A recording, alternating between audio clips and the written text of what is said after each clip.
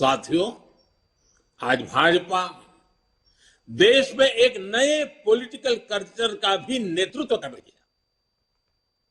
कांग्रेस और उनके जैसी पार्टियों का कल्चर, उन पार्टियों की पहचान क्या है? ये उन्हीं के कल्चर में से पैदा हुई है। उन पार्टियों की पहचान है, पार्टी का नाम लेते ही एक ही बात दिखती है। सारी पार्टियों का तरफ देख लीजिए, परिवारवाद, वंशवाद, जातिवाद और क्षेत्रवाद का बंधक है ये सारे लोग। जबकि भाजपा का पॉलिटिकल कल्चर प्रत्येक देशवासी को साथ लेकर चलने का है। कांग्रेस और उसके जैसी पार्टियों का कल्चर छोटा छोटा सोचना, छोटे सपने देखना और उससे भी कम हासिल करके खुशियां मनाना बस, और खुशी एक दूसरे की पीठ थपथपाना। भाजपा का पॉलिटिकल कल्चर है बड़े सपने देखने और उससे भी ज्यादा हासिल करने के लिए जी जान से खप जाना, शरीर का कण कण, समय का पल पल खपाने का हौसला रखते हैं।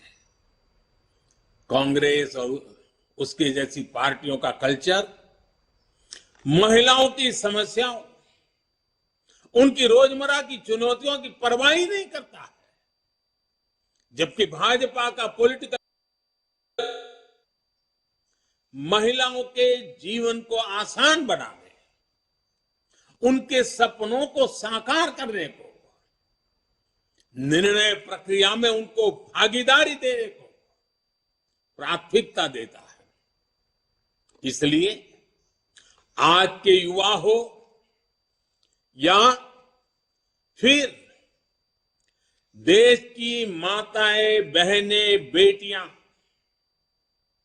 भाजपा के साथ हम पल पल अनुभव कर रहे हैं। हमारी माताओं बहनों के आशीर्वाद बढ़ते चले जा रहे हैं, जुड़ाव महसूस करती हैं, अपनापन महसूस करती है। इसलिए आज ये सभी भाजपा के साथ कंधे से कंधा मिलाकर चल रहे हैं। साथियों, आज स्थापना दिवस के इस शुभ अवसर पर हम सबके लिए अपने सपनों को, अपने संकल्पों को, मां भारती के सेवा के लिए समर्पित अपने हर कार्यकर्ता के जीवन को देखते हुए बहुत सी बातों को बार बार समझने की आवश्यकता होती है। 2014 में जो हुआ वो केवल सत्ता परिवर्तन नहीं था। 2014 में भारत के लोगों ने भारत के पुनर्जागरण की नई यात्रा का शंखनाद कर दिया है। 800 साल से ज्यादा की गुलामी से बाहर निकलकर एक राष्ट्र अब अपना खोया हुआ गौरव पाने के लिए फिर से उठ खड़ा हुआ है। और इस प्रक्रिया में दशकों से चली आ रही बुराइयां, चुनौतियां धीरे धीरे कमजोर पड़ती जा रही है। अब देश पंच प्राणों की शक्ति से आगे बढ़ रहा है। साथियों, सन 47 में अंग्रेज भले चले गए, लेकिन जनता को गुलाम रखने की मानसिकता यहीं पर कुछ लोगों के जहन में बो करके चले गए, यही छोड़ गए थे। इसलिए आजादी के बाद के वर्षों में देश में ऐसा वर्ग खूब फला फूला जो सत्ता को अपना जन्मजात हक समझता था, इन लोगों की बादशाही मानसिकता ने देश की जनता को हमेशा अपना गुलाम माना। 2014 में इस दबे कुचले शोषित वंचित वर्ग ने अपनी आवाज बुलंद की। बादशाही मानसिकता के लोग इस वर्ग की आवाज सुनने की तो बात छोड़ दीजिए, पल पल कुचलते रहते थे। इसलिए हमारी सरकार के पहले कार्यकाल में ही बादशाही मानसिकता वाले इन लोगों ने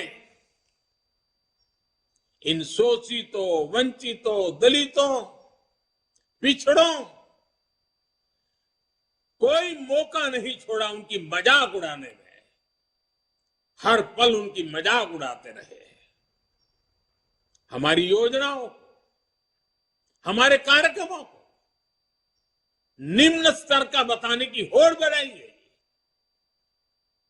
जब मैंने लाल किले से स्वच्छ भारत अभियान की चर्चा की, गांवों को, गरीब को, मेरी माताओं बहनों को इज्जत कर देना, शौचालय की सुविधा देने की बात जब मैंने की, तो यही लोग क्या क्या नहीं कहते थे। जब मैंने डिजिटल इंडिया की बात की तो इन्होंने अपनी ताकत, पूरी ताकत उसे खारिज करने में, देश के लोगों में भ्रम पैदा करने में, निराशा पैदा करने में पूरी शक्ति झोंक दी। ये तर्क दिए जाने वाले और ये कहने लगे देश में बड़ी आबादी अनपढ़ है, अनजान है, वो कैसे डिजिटल इंडिया का लाभ ले पाएगी। साथियों, जब हमारा मजाक उड़ाकर ये सफल नहीं हुए तो बादशाही मानसिकता वाले इन लोगों की नफरत और ज्यादा बढ़ गई। उन्होंने कभी सोचा नहीं था कि दशक से हिंसा से जूझ रहे जम्मू कश्मीर और नॉर्थ ईस्ट में शांति का सूरज उगेगा। इन्होंने कभी कल्पना भी नहीं की थी कि आर्टिकल 370 कभी इतिहास हो जाएगा। जो काम दशकों तक सरकार चलाने वाले नहीं कर सके, वो काम भाजपा सरकार कैसे कर रही है, ये इन्हें पच नहीं रहा है।